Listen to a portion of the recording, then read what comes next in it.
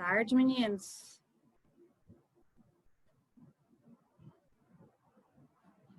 Oi, Andrei.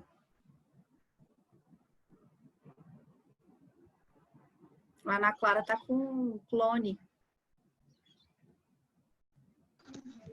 É que eu preciso de um para ouvir e outro para falar.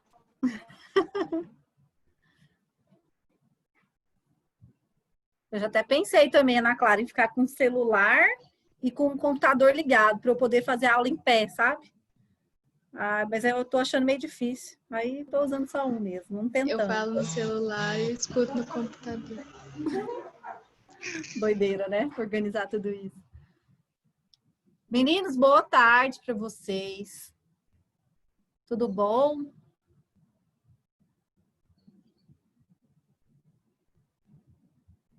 Vocês me ouvem bem? Preciso saber. Sim. Então, tá só a Ana Clara e o Andrei falam comigo nesse grupo. Ah, Maria! Pessoal, vou compartilhar aqui minha tela. Eu soube o que aconteceu na aula passada, porque que eu não estava conseguindo fazer vocês ouvirem o som. Era uma questão minha, do meu computador mesmo, que não estava configurado para passar o som via Zoom. Aí agora eu consertei, agora ficou top. Já testei com os outros meninos da outra turma, já deu certo. Meninos, hoje a gente vai falar, nossa aula hoje é Espaço da Ciência, né? Tem outro, não, mas vocês não. O nono 1 e o nono 2, eu vou continuar dando aula de ciências para eles, substituindo a Sara até dezembro. Agora o nono 3 e o nono 4 ficou com a Luana, né? Então, a gente vai se ver só no dia de segunda mesmo. Eu queria saber o que vocês sabem sobre compostagem caseira, né? Queria que vocês participassem aí, ouvir a vozinha de todo mundo, tipo a Letícia. Pode falar agora, Letícia.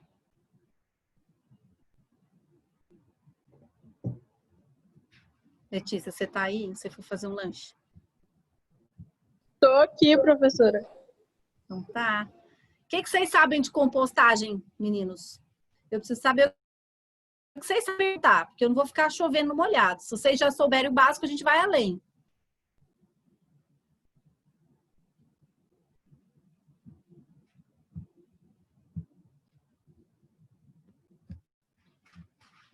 E aí? Quem dá mais? Quem dá mais?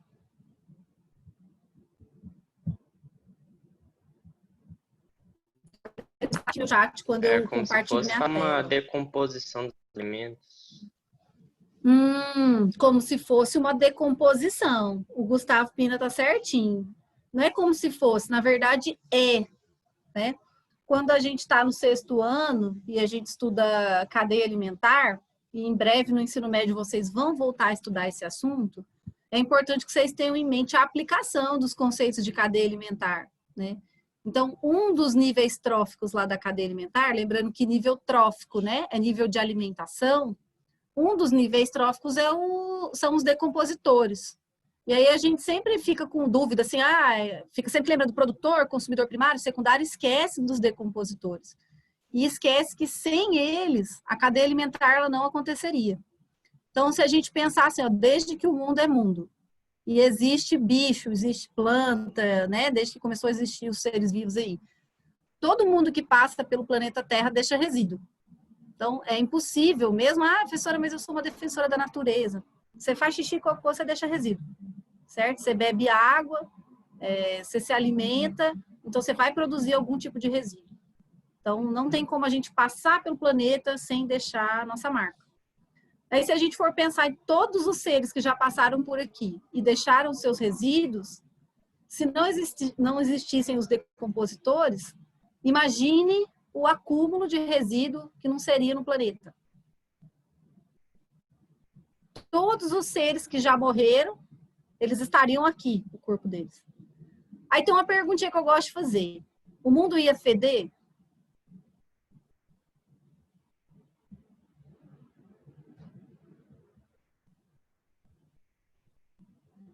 Gente, o mundo ia feder? Opa! E aí, o que vocês acham? Ia. sem os decompositores o mundo ia feder? Sim. Errado, não. Porque o cheiro ruim, né? Se você pensar, assim, o esgoto, por que ele fede? Porque lá no esgoto vai ter um monte de bactéria, né? Fungos, outros micro-organismos, fazendo a decomposição lá do esgoto. Então, o que é o cheiro ruim? Na verdade, são os gases que esses seres eliminaram, como se fosse o pum deles mesmo. Então, eles vão eliminar gases porque eles estão se alimentando. Agora, se eles não existissem, eles não iam se alimentar, não ia exalar gases, certo? Então, se não existissem os decompositores, o mundo não ia feder. Porém, a gente ia ter um tanto de carcaça no mundo, né? Carcaça de, na verdade, o corpo intacto de todos os seres que já habitaram esse planeta. Ia ser um caos, né? Não ia ter espaço para a gente. Então, esses seres são maravilhosos. Então, antes da gente achar que micro-organismo é ruim, a gente tem que pensar que eles são essenciais. Bom, e aí, então, pensando em resíduos sólidos, existe uma lei desde 2012 que fala que no Brasil o descarte de qualquer resíduo sólido tem que ser de acordo com essa lei, que é a Lei Nacional de Resíduos Sólidos.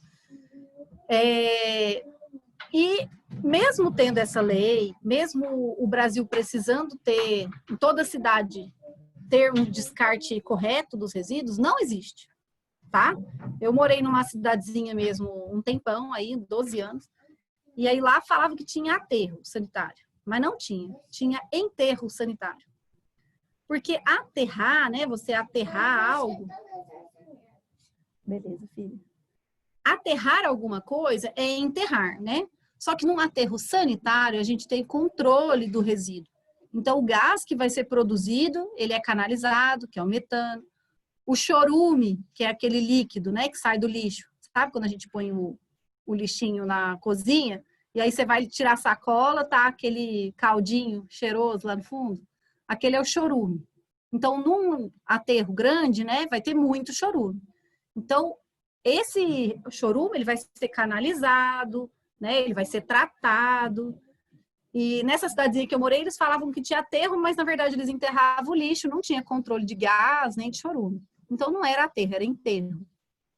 E o Brasil, sendo um país já em desenvolvimento, né? É um país onde a gente tem consumo de muita coisa em grande escala, né? Então, quanto mais grana um país tem, mais ele consome, tá? Capitalismo, é assim mesmo. Se ele consome muito, ele produz muito resíduo. E o Brasil, ele passou de 1 quilo de lixo por dia, por habitante, né? Para 1,230 kg. Aí você fala, mas 230 gramas é pouco, professor. Você pensa que o Brasil tem 200 milhões de habitantes, aí você faz o cálculo, tá? Então, o Brasil tem produzido, por dia, 240 mil toneladas de lixo. Tá? Seria mais ou menos equivalente a 1.000 Boeings, tá? Esse aviãozão aí que pode ser cargueiro, 1.000 Boeings por dia. Então, é muito lixo, né? Muito resíduo. E a gente precisa dar um jeito nesse resíduo, porque por mais que os decompositores estejam aí nos ajudando, eles não dão conta de consumir na velocidade que a gente produz. Então, a gente precisa entrar com aqueles conceitos dos 5 R's, 3 R's que o povo fala.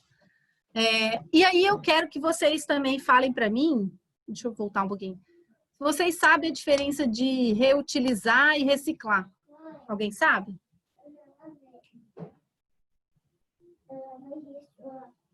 Tá bom. Alguém sabe a diferença de reciclar e reutilizar?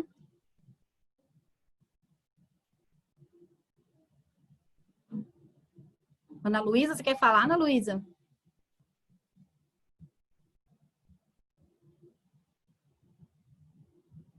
Gente, bora. Eu sei que é a última aula, mas vai sempre ser a última aula. Bora lá, força. Tá acabando. Reciclar seria pegar plástico, vidro ou madeira, outros materiais, e com eles você fazer outros objetos. Outros, tipo, pegar uma garrafa PET e fazer um vasinho de planta? É, tipo isso. Não. Aí todo mundo confunde. É por isso que eu quero esmiuçar isso com vocês, Manuano. Aí, ó, é só eu que falo, aí depois eu que... Não, Gustavo, continua dialogando. Eu gosto de conversar com você. Eu vou lembrar mais de você do que dos outros, pensa. Vou lembrar Gustavo Pina. Tá certo, mas a gente tem que arriscar. Ó, eu perguntei isso, Gustavo, porque geralmente o pessoal confunde reciclagem com reutilização. Então, quando eu pego uma garrafa PET e reutilizo ela de forma a usar para, sei lá, guardar suco na geladeira ou pegar e fazer um vasinho de planta, sei lá. Eu não Você estou está reutilizando. Isso, Letícia, eu estou reutilizando um material. A reciclagem, ela é um fenômeno químico. Então, o fenômeno químico, ele se caracteriza por transformar totalmente um material. Então, o que eu tinha antes, eu não vou ter depois. Por exemplo, quando a gente pega a PET e faz dela fios para fazer roupa. Isso é reciclagem.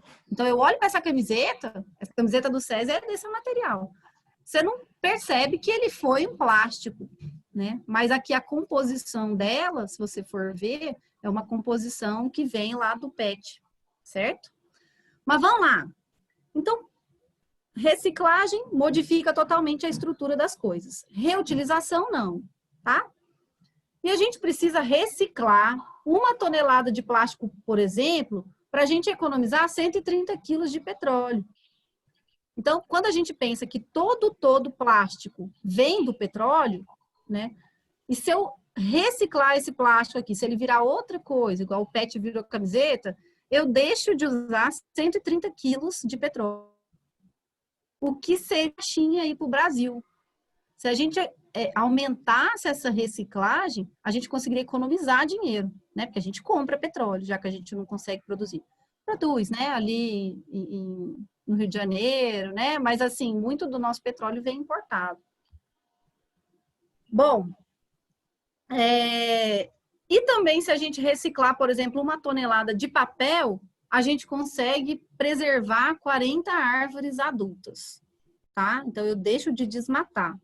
Ah, professora, você é contra o processo de industrialização, você é contra, então... Gente, eu não sou ecochata, eu já fui, tá? Hoje eu não sou mais. Porque eu entendo que se eu quero estar aqui na minha casa, no aconchego do apartamento, com um notebook na frente, energia passando, internet chegando, é porque a gente precisa de progresso. Então, eu sou super a favor do progresso. Ninguém precisa viver em árvore mais, né? A gente vive em apartamento, é uma árvore moderna. Mas a gente precisa lidar com esse tanto de resíduo que a gente produz, né? Porque a gente quer consumir e aí a gente tem que, então, dar um destino. Mas a gente não consegue, né, fazer isso sem o auxílio de uma escala industrial. Porque se a gente consome em escala industrial, a gente precisa também retornar em escala industrial. E aí, por coincidência ou não, sei lá, Deus... Alá, alguma coisa, uma força maior, enviou para mim esse vídeo no WhatsApp. Não foi Deus que enviou, tá? Alguém enviou e eu acho que foi Deus que conversou com essa pessoa. Porque eu já estava montando essa aula para vocês. Então, só confirma se o áudio está saindo. Eu vou dar o play aqui. Ah, não foi.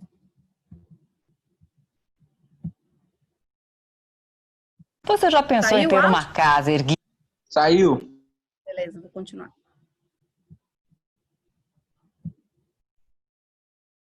Com lixo. Uma máquina criada por um londrinense ilustra bem o que a CMTU pretende fazer. A usina faz parte de um projeto piloto desenvolvido em Londrina pelo grupo Axecol. A planta industrial foi elaborada por este professor de geografia, um visionário. Foram anos de teste até chegar a este modelo. Uma grande máquina com mais de 20 metros de comprimento, criada especialmente para transformar qualquer tipo de lixo em materiais de construção. São telhas, pisos e também vigas. Compensados de madeira, piso, mármore e até asfalto. Esse projeto foi apresentado hoje pela CMTU, que tem um nó para desatar. O Centro de Tratamento de Resíduos de Maravilha, que recebe 600 toneladas de lixo por dia. E isso não prova, as valas vão sendo abertas para aumentar a capacidade e logo vão estar esgotadas.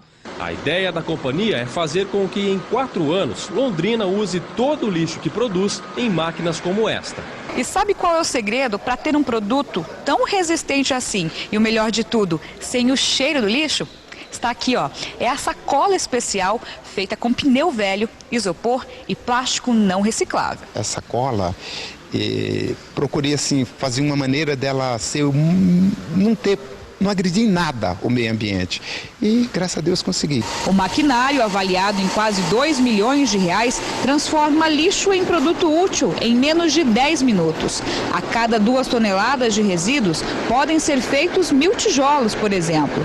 O lixo é colocado na máquina, que abre os pacotes, picota e depois passa tudo por uma esteira de reciclagem. Na sequência, tudo é triturado e misturado com cola, até passar pelo bloco de formato escolhido.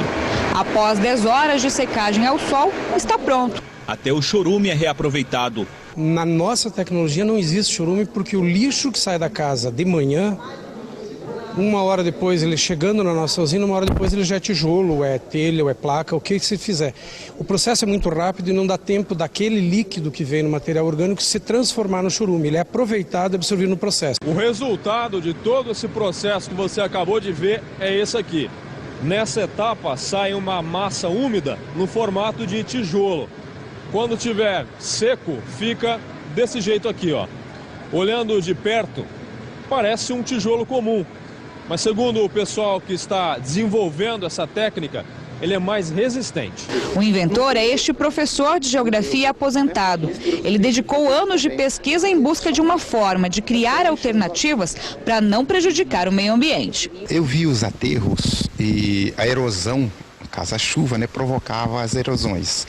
E eu pensei numa maneira de criar alguma coisa que pudesse conter essas erosões, esses crateras que a água proporciona. Nós estamos vendo aqui uma planta piloto, portanto em uma escala bem menor daquilo que poderá ser uma escala industrial bem maior. Nós vamos iniciar agora, vamos fazer uma chamada PMI, Procedimento de Manifestação de Interesse, onde nós vamos mostrar para a sociedade de que realmente a Prefeitura de Londrina precisa de soluções para tratar o lixo dessa forma. O que nós estamos pretendendo demonstrar aqui hoje é que realmente é possível o lixo zero. Todas as prefeituras que viram gostou muito do projeto e mostrou um interesse muito grande em implantar esse projeto. Mas nós estamos precisando de investidor, nós estamos precisando de pessoas que nos ajudem a soltar esse projeto aí para o Brasil. E aí, meninos, já viram algo parecido?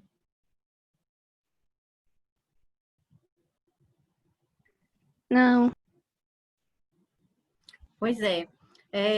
Quando eu recebi esse vídeo, eu fiquei doida. Eu falei assim, nossa, ó, dá certinho em aula que eu vou dar para os meninos semana que vem. Realmente, se você conseguir aproveitar o lixo todo produzido por uma cidade, você fazer tijolo, né? E um tijolo de uma resistência maior que o tijolo convencional, nossa, é uma mina de dinheiro, né? É uma mina de dinheiro e, além de ser uma mina de dinheiro, é uma mina de solução para o resíduo sólido. Então, seria muito bacana que esse projeto desse certo. Aí precisa de investidor, né? Porque ali a gente tem uma planta piloto só. Mas imagina, todo o Brasil teria, toda cidade brasileira teria, qualquer cidade do mundo, na verdade, teria potencial para produzir esses tijolos. Na cidade que eu morei, nesse interiorzinho que eu falei, também os meninos lá da robótica, o projeto deles era de pegar, como era uma cidade de mineração, a mineração ela tira o minério, né, que no caso lá é o ouro, e sobra o restante, a rocha, né, da onde fez a extração do mineral. Aí a rocha é chamada de rejeito. E eles vão fazendo uma pilha de rejeito lá, nossa, vai ficando tipo um murão, assim, gigantesco, tamanho de montanha, porque extrai muita rocha por dia, né? Para cada 1 tonelada de rocha que extrai, eles tiram no máximo 6 gramas de ouro. 6 gramas de ouro é uma aliancinha, assim, ó. Você precisa tirar 1 tonelada para você fazer uma aliancinha. Por isso que ouro é caro, né? Porque não tem em abundância. Mas aí o problema deles é esse rejeito.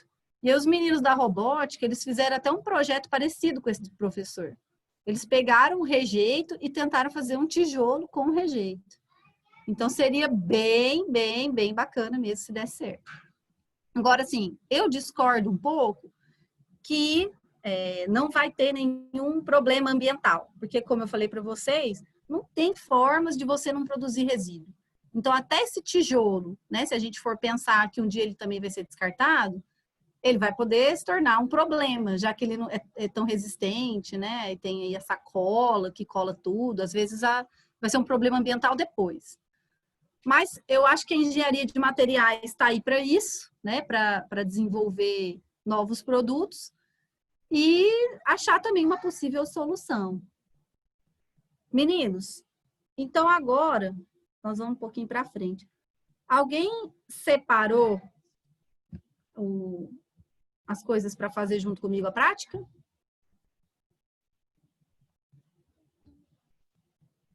Cri.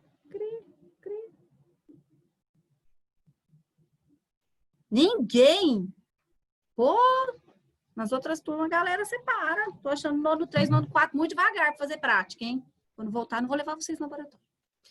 Meninos, então, o que a gente vai fazer hoje também não é a solução de todos os problemas, mas é alguma solução. Só que a gente vai dar destino para o resíduo sólido que a gente produz na casa da gente. Então, eu não sei se vocês ajudam a mãe de vocês a tirar o lixo, mas aqui em casa, realmente, a gente enche a lixeirinha rapidão, né? São 4 pessoas aqui em casa. Então, rapidão, tá fruta lá, casca de banana, resto do almoço. Então, a gente tem um potencial muito grande de usar isso aí. O que a gente vai precisar? 2 potinhos de sorvete com tampa, né? Ou outro que dê encaixe. Então, no meu caso, eu não tinha potinho de sorvete, mas eu tinha esses tupperwares aqui que estão velhinhos, eles estão rachados no fundo. Aí eu falei, vou fazer com esse mesmo. Um preguinho para furar esse pote. No meu caso, eu não vou usar o preguinho, eu vou usar uma chavinha de fenda pequenininha que eu achei aqui, que dá na mesma. Eu preciso furar aqui o fundo, tá? A vela para esquentar aqui a ponta do metal. Folha seca. E restos de casca de frutas, legumes, que eu almoço de hoje. Então, tem aqui pepino, um restinho de alface, uma casquinha de ovo. Aí vocês vão vendo o que é que eu comi hoje. Mas não pode colocar laranja, casca de limão, casca de abacaxi, tá? Não pode. Mais pra frente eu falo por quê. E vamos começar, então, na prática. Essa prática é tão difícil, tão difícil. O mais difícil que tem é ligar a vela. Porque vela não liga, né? Acende. Então, vamos lá, meninas. Vamos ligar a vela aqui.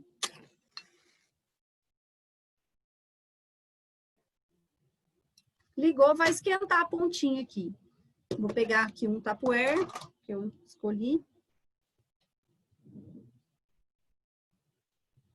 Eu falei prego, porque o prego ele costuma ser pequenininho. Não é interessante que o furo fique muito grande.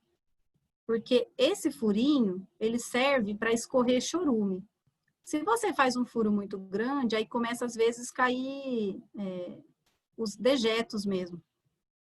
Então é só para pingar, tem que só goteirar. E aí, meninos, vocês vão fazer furos aqui.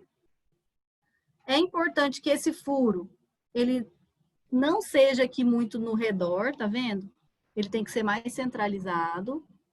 Eu não vou fazer muitos, porque eu tenho que fazer essa prática com as outras turmas também. Então, eu vou furar todo o meu potinho. Mas que fique do jeito que tá na imagem aí. Terminou de furar, aí eu vou pegar agora o outro potinho. O outro potinho eu vou precisar da tampa cortada. Eu cortei aqui com tesoura mesmo, porque esse potinho é bem fácil de cortar, ele é bem fraquinho. Vale também, meninos, tampa de potinho de margarina, que potinho de margarina, ele é fino, mas ele é um plástico bem resistente. Esse aqui é um plástico mais grosso, porém ele é bem fraquinho. Aqueles 3 por R$5, sabe? Aí eu fui só com a tesoura mesmo e cortei. Aí tô com os meus potinhos prontos. Agora eu tenho que encher. Com o que eu vou encher? Eu vou pegar esse potinho que eu furei e eu vou colocar uma camada de folha seca. Vou baixar aqui para vocês enxergarem. Vou pegar a folha seca, vou dar uma triturada nela, porque o que é decompor? Alguém sabe? O que significa decompor?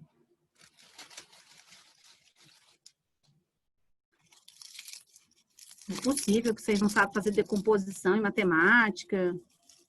O que é decompor? Desfazer? Quase. Tá no caminho. Quem dá mais? Quem dá mais? Vou pegar o número 9 e vou decompor ele em 3 partes. Não vai ficar 3, 3 e 3? Então, decompor... Tipo, diminuir algo em partes menores. Isso, diminuir em partes menores. Perfeito. Então, o processo de decomposição, feito pelos decompositores, começa, né, em diminuir o tamanho das partículas. Porque o que eles querem? Eles querem ingerir a partícula, né? Então, elas têm que estar em partes pequenininhas. E aí, conforme eles vão ingerindo, né, eles vão decompondo, e eu tô só ajudando eles nesse processo. Se eu quiser colocar tudo inteiro, eu posso. Só que aí o processo vai ser muito mais demorado. Então, é interessante eu dar essa ajuda para os decompositores. Aí, quando eu tiver mais ou menos a metade de folha seca, que o meu tem menos, tá? Mas pode encher assim, você tem um potinho de sorvete, você pode encher ele pela metade aqui. Opa, ninguém tá vendo. Aqui. Aí eu vou colocar, então, os alimentos. E os alimentos também é importante que eu dê essa quebrada. Se você quiser triturar no liquidificador, é interessante. Mas, no meu caso aqui, como eu não vou ligar o liquidificador, eu vou só cortar com a faquinha aqui e deixar num pedacinho menor.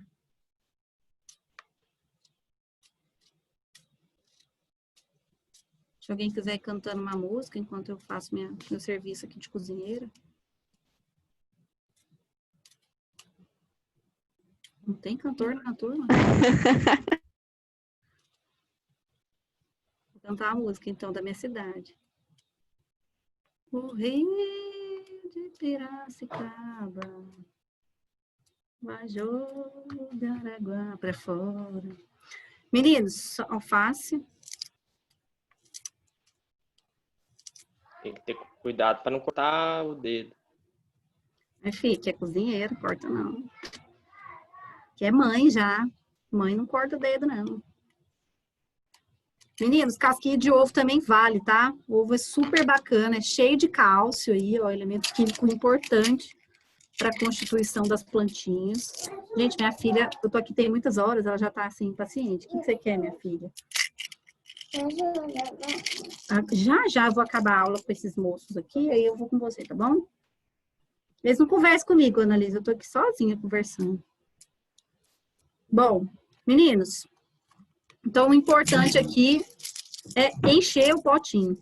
O meu aqui tem pouca coisa, mas 2 dias que você corta aí seus legumes, as suas frutas, a minha filha já quer ajudar. Já é o suficiente para encher um potinho desse tamanho, porque meu potinho é muito, muito, muito pequeno. Deixa eu só lavar minha mão aqui. Se eu usar todo esse legume que eu coloquei aqui, também vai ser o suficiente para encher, mas é que senão acho que não dá tempo de terminar a aula. Bom, então eu enchi o potinho que eu furei com 50% da parte seca, né, que são as folhas secas ou serragem. E aqui eu coloquei mais 50% dos legumes, cascas de fruta que eu usei no meu almoço. Então, eu tô aqui, meninos, na etapa 3 dessas imagens aqui, né? Aqui o cara ainda colocou mais... Ah, não, etapa 4. O cara colocou a folha por cima. Agora, vocês podem também, eu não pedi para vocês pegarem, mas vocês podem acrescentar um pouco de terra por cima. Porque lá na terra, eu já vou ter os decompositores.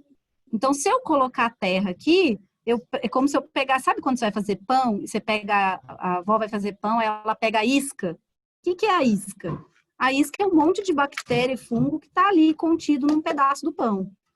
Então, se eu pegar um pouco de solo, né? Qualquer solo, gente, qualquer jardim, eu vou ter lá um monte de bactéria. E aí eu coloco um pouquinho para jogar a isca aqui dentro. E é bom dar uma umedecida nesse solo, porque às vezes ele está muito seco. Então, umedecer quanto, professora? Só o suficiente para deixar úmido, mas não para deixar encharcado. O sucesso de uma composteira, ela vem quando ele tem aeração, né, que é ventilação, umidade e calor. Ah, professora, por que tem que ter esses 3 componentes? Alguém se arrisca?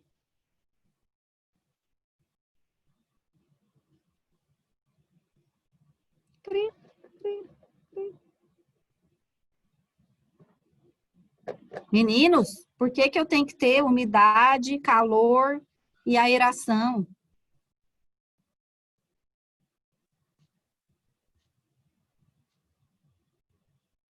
Jesus amado, essa sala mais calada que eu dou aula. Para os decompositores poderem, tipo, nascer.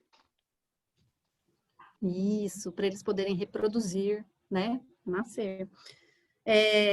Na verdade, é assim. A gente quer que prolifere aqui dentro bactérias bactérias aeróbias. As bactérias aeróbias são aquelas que precisam do oxigênio para viver. Igual nós somos aeróbicos, tá? Então, se eu deixar isso aqui, porque daí eu vou tampar, né? Eu tampo. E aí eu tenho só os furinhos aqui, que é para escorrer o chorume. Se eu não, de vez em quando, eu não abrir isso aqui para ventilar e não der uma mexidinha, porque tem que dar uma mexida aqui no composto, a cada 2 dias você tem que dar uma mexida, com o tempo esse composto ele vai ficando compactado e aí o oxigênio não consegue entrar. Aí começa a proliferar a bactéria anaeróbia, que são as bactérias que não precisam do oxigênio para viver. Aí esse composto começa a dar mau cheiro, começa a feder. Nós não queremos que esse composto dê mau odor, tá? Uma composteira, ela não tem mau cheiro. Então, eu tenho que oxigenar ela, aerar. Umidade. Eu tenho que deixar úmido, porque bactéria, assim como nós, gosta de umidade, tá? Gosta de água. E fungo, então, nem se fala. Fungo precisa... Tá bom, vai jogar. Fungo precisa da umidade para ele proliferar. Então, se eu não der um pouco de água, ainda mais o tempo seco do jeito que tá, a água evapora e aí aqui fica muito seco o substrato. Aí acaba o processo de compostagem. Então, eu tenho que umidificar um pouquinho. E outra coisa, a gente precisa de calor, porque as bactérias e os fungos, eles têm uma temperatura ótima de reprodução, né? Então, se eu colocar, igual quando eu coloco o alimento na geladeira, eu retardo o processo de decomposição daquele alimento, né? Então, se eu deixar muito frio, aí não consegue reproduzir. Se eu tacar água quente, eu mato os bichinhos, porque eles são feitos de células. Então, eu tenho que manter uma temperatura ótima, que é em torno de 30 graus. Se eu deixo, assim, esse produtinho aqui, num lugar que tem ventilação, que tem um calorzinho, né, tipo na janela, aí isso aqui vai funcionar perfeitamente. Tampei para não deixar entrar mosca, nem formiga, né? Não é nossa intenção reproduzir moscas, porque se você deixar aberto, elas vão vir, vão botar ovinho, vai dar lagartinha, larvinha lá, vocês vão ficar com nojo, eu vou ter nojo também. Aí, o outro que a gente não furou o fundo, né? Mas que a gente cortou a tampa, ele vai ficar por baixo. Eu tampo aqui e monto esse sistema aqui. Porque o que vai acontecer? A decomposição vai acontecendo, igual eu falei, vai compactando o lixo, que é o resíduo, né? Não vamos chamar de lixo. E aí a água, ela vai goteirando, que é o chorume. Aí essa água vai ficar, então, coletada aqui. Mas você fala, nossa, professora, mas o chorume, então, é um problema, porque a gente não consegue acabar com ele. Não é. O chorume, ele é rico em nutrientes, só que ele não pode ser aplicado puro numa plantinha. Então, o chorume, mais ou menos, você vai ter 1 medida de chorume para 10 medidas de água. Você dilui esse chorume e aí você pode até borrifar na planta, porque ele vai ser um ótimo adubo, né? Não sei se vocês já passaram por alguma região de cana-de-açúcar no estado. Tapaci ali tem uma usina de açúcar e álcool que é bem interessante. A cidade de onde eu vim lá em São Paulo, né? São Paulo todo, é pura cana-de-açúcar. Então, você passa às vezes na cidade, você sente um mau cheiro. E você fala, nossa, que fedor e tal. Mas, na verdade, é a cana-de-açúcar que está fazendo a própria compostagem dela e aí libera esse chorume. E, na verdade, não chama chorume lá, chama restilo da cana. E aí o pessoal usa aquele próprio restilo, aquele bagaço, né, espremido, para adubar as outras plantações.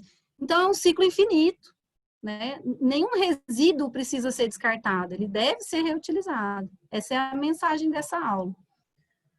Pessoal, então aqui, ó, composteira prontinha, tá? Facinho de fazer. Você pode empilhar outros andares aqui. Só que é o mais interessante você deixar sempre o que está mais velha, né, por cima. E a que foi feita no dia, por baixo. Porque a que foi feita no dia é a que vai goteirar o chorume. Certo? Deixa eu ver as horas. Tá quase. O que mais? Quanto tempo vai demorar para eu ver o meu composto, né? Mais ou menos, se você manter essas condições de aeração, umidade e calor, 60 dias, as bactérias e os fungos já deram conta de deteriorar totalmente esse produto e fazer dele uma terra fértil. Olha o meu, que bonitinho, ó. Eu tenho aqui composteira em casa, eu faço, ó. Parece, se você cheirar aqui, não tem mau cheiro, tá? Ele vai ter cheiro de terra molhada, cheiro de chuva. Sinal que esse cheiro de chuva, na verdade, é sinal que tem bastante fungo aqui, bastante mofo, né? E esses mofos são importantes para eles fazerem a fertilidade do solo. Se eu olhar aqui no meu composto também, tem até uma sementinha inteira aqui de abóbora, que ela não ainda foi decomposta. E aqui, então, você tem adubo puro, certo? Depois de 60 dias.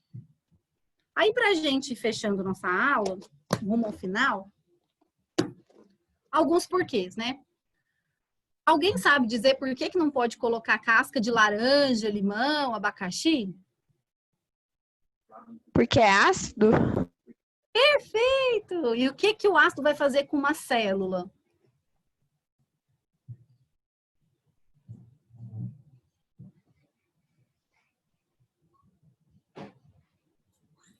Ninguém? Vai matar ela, sua mutação, sei lá. Perfeito, vai matar, né? A acidez vai acabar ali com a estrutura dela de membrana e tal, e vai romper essa célula e aí vai matar o bichinho, né? Por isso que uma das técnicas de desinfecção de legumes e tal é passar vinagre, né? Já viram quando a mãe lava a alface no vinagre e tal? Sim, não são todos os micro-organismos que vão morrer com ácido, tá? Mas a maioria morre. Esses que são bonzinhos, geralmente eles morrem. E os que são maléficos, assim, que causam às vezes alguma doença na gente, não morrem. E tem também, assim, não adianta passar vinagre, meninos, para tentar tirar ovinho de verme, tá? Então, lavar com vinagre a folha, a verdura, não é uma técnica, assim, que vai acabar com todos os patógenos lá. Então, tem que lavar com água sanitária. Mas a gente pode falar disso em outra aula. Então, não pode colocar casca de laranja na sua composteira, nem de limão, nem abacaxi. Senão você mata a bactéria e o fungo. Por que não pode colocar resto do almoço? Tipo arroz, feijão, aquilo que sobrou no prato lá, carne? Quem se arrisca?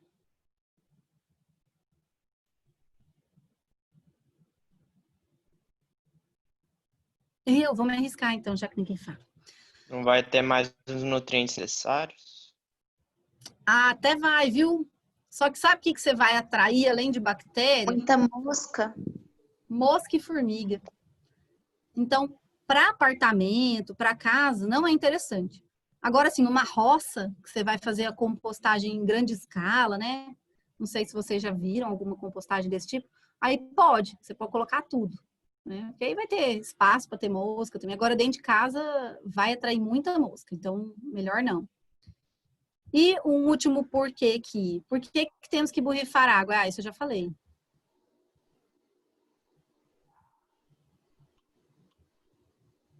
Quem se lembra? Porque um ser vivo precisa de água. Fechou, Júlia. Por isso, né? Então, a gente precisa doar água para a bactéria. Mas água demais, lembra? 2 corpos não ocupam o mesmo lugar no espaço. Se eu colocar água demais, aí o ar não entra. Aí, se o ar não entra, prolifera a bactéria anaeróbia. Então, tem que ser água na medida certa, para ter uns espacinhos de ar ali no meio do composto. Bom, dicas finais. Sempre, sempre mexa seu composto. Então, dia sim, dia não, a cada 2 dias no máximo, você dá aquela mexidinha para poder aerar. Deixa também no lugar ventilado. Tem gente que faz composteira e bota, sei lá, dentro de um armário velho. Aí não ventila, você acaba proliferando ali um monte de micro-organismo que vai dar maior fedor. Melhor termômetro para saber se a composteira está funcionando é o cheiro, tá? Deu mau cheiro? Descarta, tá? Começa de novo. Se quiser, pode ir empilhando outros potinhos, como eu falei. No meu caso aqui, ó, que eu tenho 3 potinhos, o mais velho, que é esse aqui, que já tem mais de 60 dias, ficaria por cima. Esse aqui, que eu fiz hoje, ficaria por baixo. E aqui, o coletor de chorume. E o tempo de compostagem, mais ou menos 60 dias, vai depender do tanto que você ajudou ali os micro-organismos, fazendo a decomposição, a quebra do alimento, tá? E para fechar, não era para parar de compartilhar. Para fechar aqui, meninos, um último vídeo mostrando uma fazenda que é um exemplo a ser seguido, tá? Vocês que têm aí vô, que tem roça, pai, às vezes, depois vocês mostra para eles esse vídeo aqui.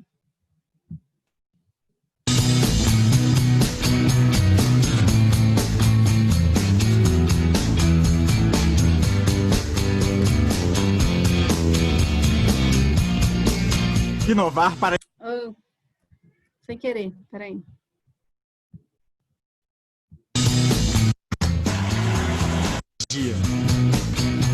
Inovar para evitar desperdícios e problemas com a vizinhança. Inovar para diversificar os lucros e aumentar o faturamento no final do mês.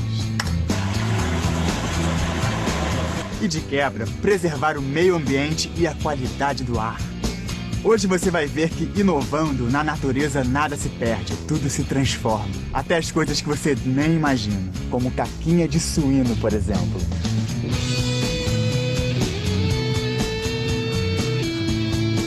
O suíno é um mamífero robusto de focinho redondo, que ronca e fuça. Na fazenda Pork Terra, existem 2.000 cabeças de suínos. 200 delas são conhecidas por matrizes. Suínos se diferenciam dos porcos por não chafurdarem na lama, comerem ração, terem baixo índice de gordura e alto teor de proteínas e sais minerais. E ninguém resiste a uma boa bisteca. A carne suína é vendida em forma de bistecas, bacon, costelinha, linguiças e carnes magras e nobres, o filé e a picanha. O Brasil produziu em 2006 2,86 milhões de toneladas de carne suína e exportou 18,47% da produção para países como a Rússia, Hong Kong, Ucrânia, Argentina e Singapura.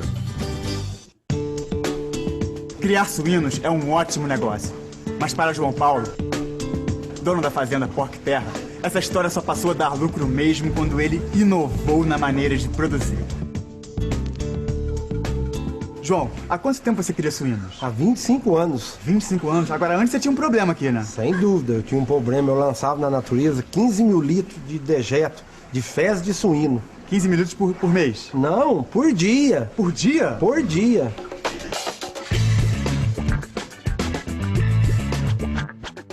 João Paulo não desanimou. Colocou a cuca para funcionar e fez de um problema a solução da lavoura.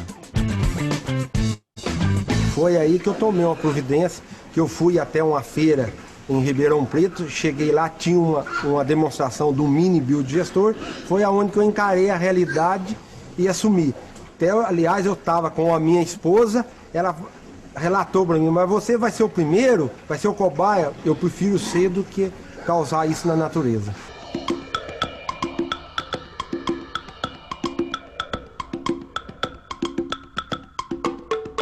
E aqui está o pulo do gato.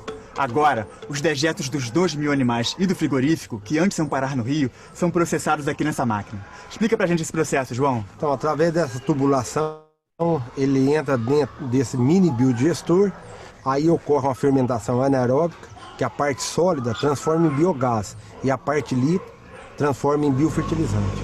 E para onde vai esse gás? Esse gás, através desse compressor, ele é sugado e distribuído na propriedade inteira, para a empresa inteira.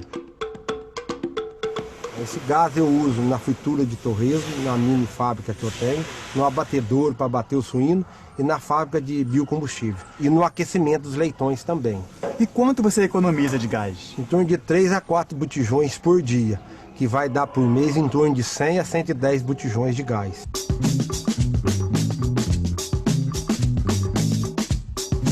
Você falou também que produz fertilizante. Você usa fertilizante aqui também? Sem dúvida, eu uso fertilizante e consegui economizar 50% do meu adubo químico.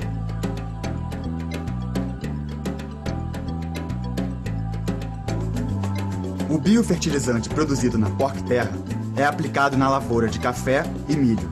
E milho por aqui é ingrediente que não pode faltar na ração dessa turminha.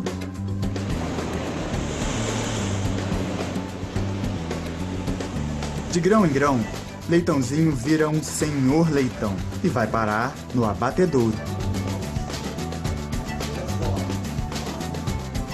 No abatedouro, fazem picanha, linguiça, bacon, torresmo e a banha que sobra vai para a usina de biocombustível.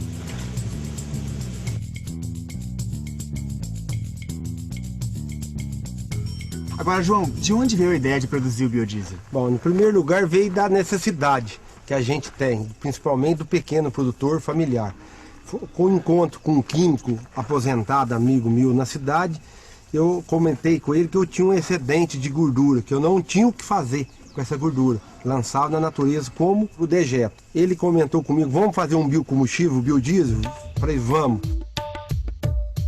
Começou isso há 3 anos atrás e graças a Deus, hoje eu estou numa produção de em torno de 3, 4 mil litros mês. Esse biodiesel é só para o consumo próprio. Moçada, vou parar por aqui, porque já estamos no nosso horário, mas o que eu queria mostrar para vocês... deixa eu só parar de compartilhar a tela aqui. Tô dando... isso aqui. Bom, o que eu queria mostrar para vocês, meninos, era isso, tá? Que é possível a gente viver, né, com progresso, com industrialização, sem prejudicar o ambiente e aproveitando cada resíduo. Então, na Fazenda Porcterra, a gente percebeu que fezes de porco tem destino, gordura de porco tem destino, né? O resto da lavoura faz a biodigestão lá naquele biodigestor, que é uma compostagem, só que em escala industrial, e volta a ser adubo, né, para o milho. Então, a gente tem que pensar aqui em Goiás em parar de fazer agricultura familiar de maneira de subsistência. Né? Ah, meu avô fazia assim, meu pai faz assim, eu vou fazer assim. Não, vamos pensar diferente. Né? Tem solução, tem tecnologia, é preciso a gente estudar, por isso que vocês estão aqui. Viu? Ó, um beijo para vocês, até a próxima segunda. E, marca presença lá, que agora já tem lista de presença na minha aba, hein? Agora vocês não precisam colocar o nome aqui mais, não. Beijo, 9º ano. Tchau. Tchau, professor. Tchau.